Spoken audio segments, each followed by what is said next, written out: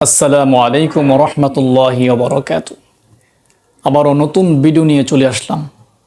প্রিয় দর্শক শ্রোতা মণ্ডলী, আজকে কথা বলবো বাংলাদেশের বর্তমান রাজনৈতিক প্রেক্ষাপট নিয়ে। বর্তমানে যারা রাজনীতি করছে, দু একটা দল বাদে যারা রাজনীতি করছে সবাই কিন্তু পেটের জন্য রাজনীতি করছে। বর্তমানে রাজনীতিকে ব্যবসা হিসেবে নিয়েছে। যারা রাজনীতিকে ব্যবসা হিসেবে নিয়েছেন তাদের পতন অনিবার্য, কারণ তারা মানুষের জন্য রাজনীতি করে না। রাজনীতিটা হবে মানুষের সেবা করার জন্য, মানুষের সেবা করার জন্য। আর আজকে যারা রাজনীতি করছে তারা নিজে খাবার জন্য, নিজে পেট পুরে খায়। দালান কোটা, বিল্ডিং, অট্টালিকা, দামি দামি গাড়ি, সম্পদের পাহাড়, 1 বছর 2 বছরের মধ্যে কোটি কোটি টাকার মালিক হয়ে যায় রাজনীতিবিদরা।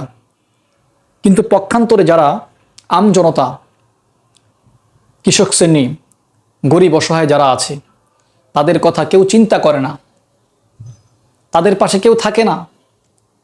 এটা রাজনীতি না, এটা হচ্ছে পেট নীতি।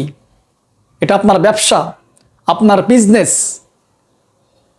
যদি আপনারা বিজনেসের জন্য, ব্যবসার জন্য রাজনীতি করেন তাহলে মানুষের অন্তরে জায়গা পাবেন না, মানুষের অন্তরে জায়গা পাবেন না, ভালোবাসা পাবেন না।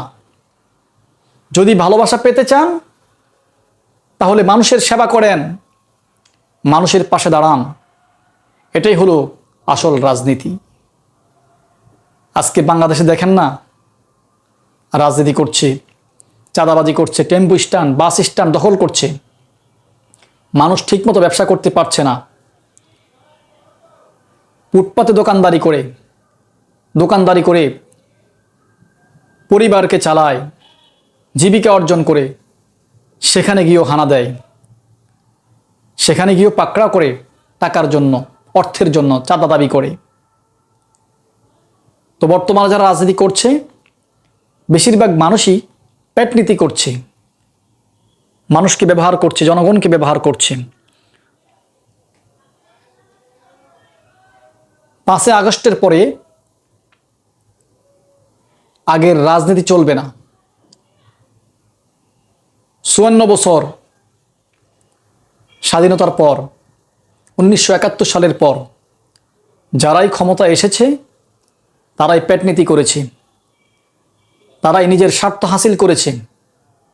তারা মানুষের সম্পদগুলো, জনগণের টাকাগুলো বেগমপাড়ায়, আমেরিকায়, কানাডায়, অস্ট্রেলিয়া, আমেরিকায়, বিভিন্ন দেশে পাচার করেছে।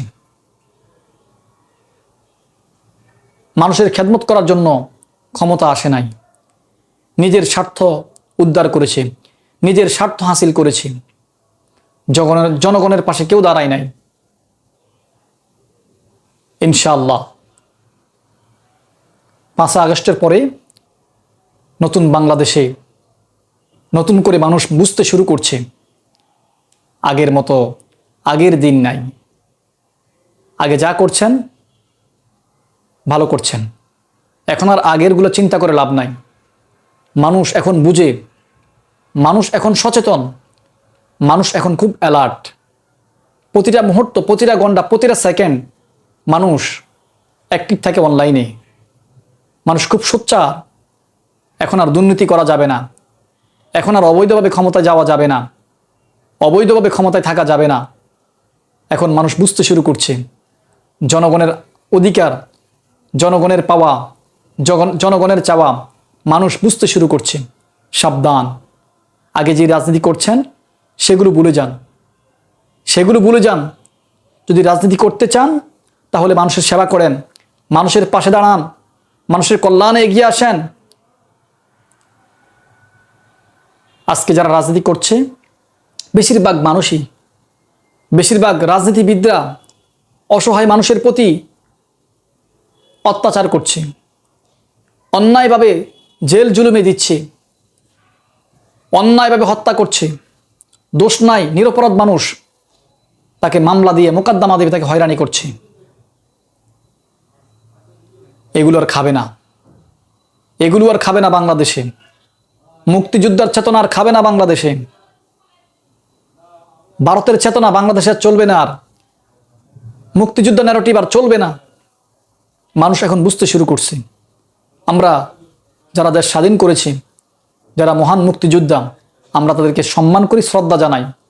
কিন্তু যারা মুক্তিযোদ্ধার নাম ব্যবহার করে মানুষকে ব্ল্যাকমেল করে, মানুষকে অপহরণ করে, আমরা তাদেরকে ধিক্কার জানাই।